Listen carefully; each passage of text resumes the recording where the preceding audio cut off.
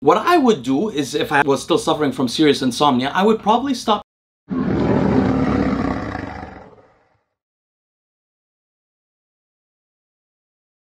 Good morning, friends! In this video, I'm going to give you a completely and certainly effective plan to stop your insomnia. But before I do, please subscribe to the channel if you're not already, like the video, and comment on the video to help the channel's growth.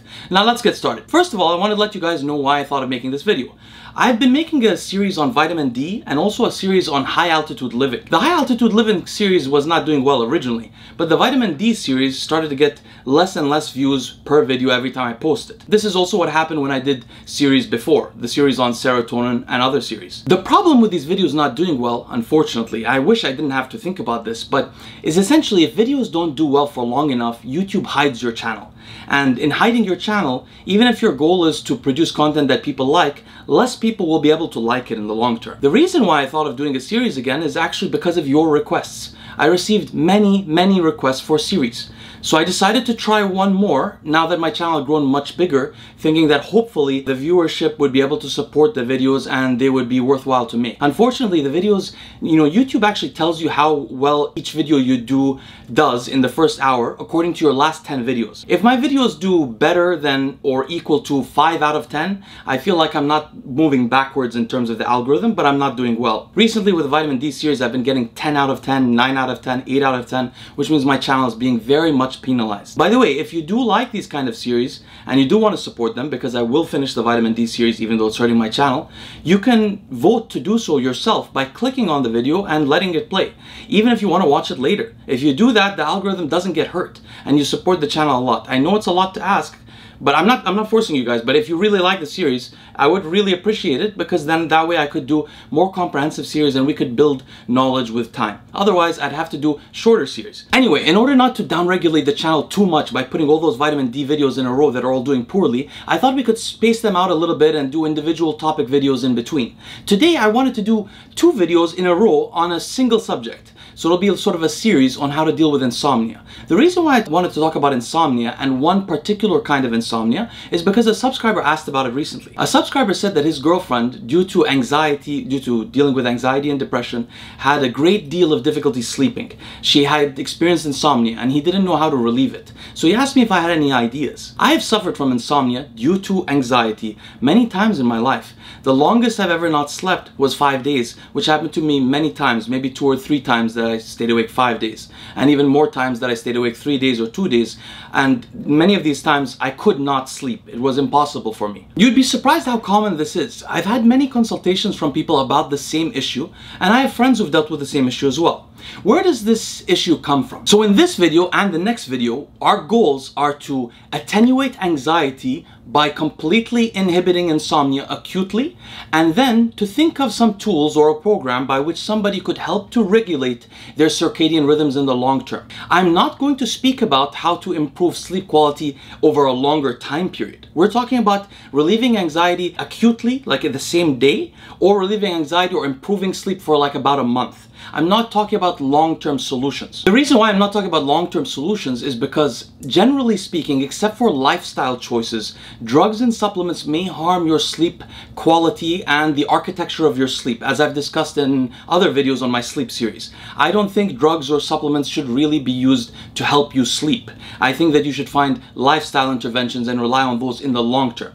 Moreover, I'm also not talking about how to manage anxiety in the long term pharmacologically. I can't talk about that because I don't know enough about this man's girlfriend's cognitive architecture or genetics. Even though generalized anxiety disorder has some commonalities between it across different people, there are some differences, not just in how we metabolize drugs, but in the root causes of our anxiety and how that anxiety expresses itself in our behavior. So remember, if you follow the plan in this video and in particularly the next video, you should not rely on it for long-term improvement in your sleep, and you should not rely on it to manage your anxiety in the long term. You should find other solutions in the long term. This is for short-term relief. Next, I've organized these 2 videos such that in the first video we introduce the condition we're talking about, this insomnia that seems to be caused by anxiety.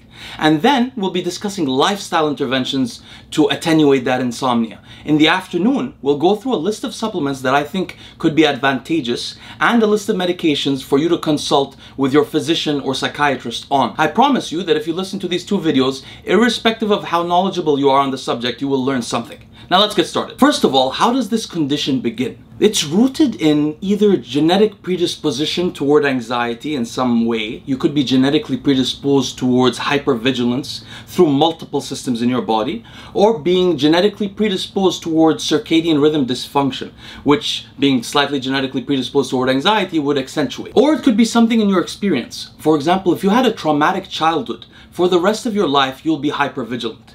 If your life itself was highly traumatic, you may develop what they call PTSD, which is not as extreme a state as you might think. There are levels of PTSD, or there's a spectrum of it.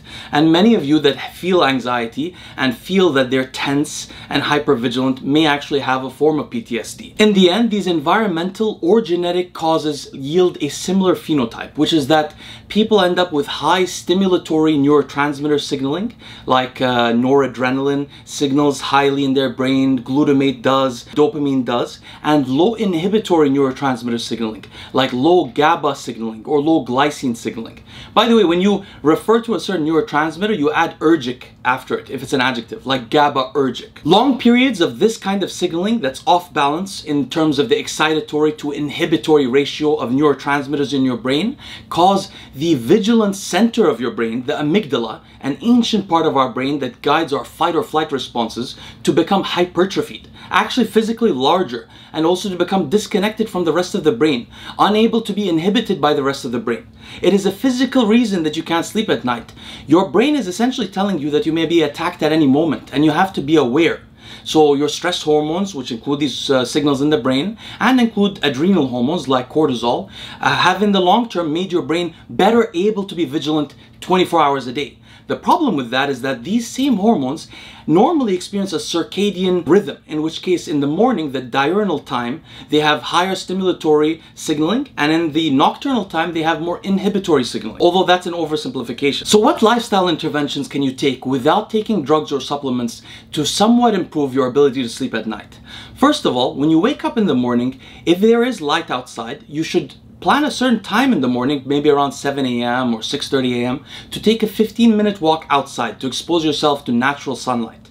Next, you want to expose yourself to light that mimics very bright lights, 10,000 lux or more, in around your workspace in the daytime. You can buy these lights online and they make a significant difference in your circadian rhythms. They will basically increase the signal to your brain that it is daytime, so improving your circadian rhythms that should be diurnal in the daytime. Remember to turn off these lights about 7 hours before you go to sleep, so you have a significant amount of time after that light for your melatonin synthesis to begin, even though we may replace melatonin.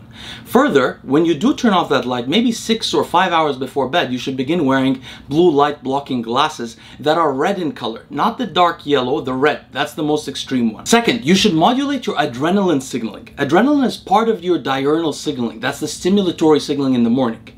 If you increase stimulatory signaling generally, if you're very sensitive, this may also worsen your ability to sleep at night. But if you're using medications, it won't. The goal here is to stimulate the positive circadian rhythm in the morning with the hopes that the negative one might regulate itself as well. So what you might do is take a cold shower in the morning, raising your noradrenaline levels, which is the kind of adrenaline mostly available in the nervous system, by 3 to 5 times. Sometime after your walk in the morning and before you begin your work, you may want to consider going and doing some resistance exercise.